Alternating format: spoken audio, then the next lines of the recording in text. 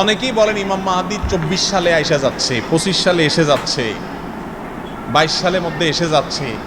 19 সালেরও একটা মত ছিল, সেটা তো চলে গেছে অলরেডি।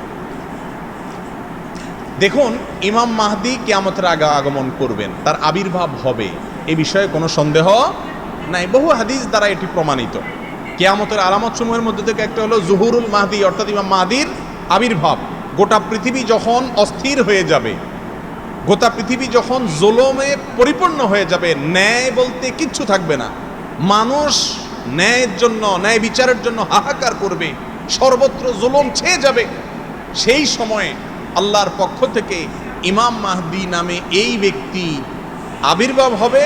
তিনি গোটা পৃথিবীতে শাসন করবেন, এমনভাবে শাসন করবেন যেই শাসনে গোটা দুনিয়াতে ইনসাফে পরিপূর্ণ হয়ে যাবে এবং পৃথিবীর পুরো চেহারা চেঞ্জ হয়ে যাবে।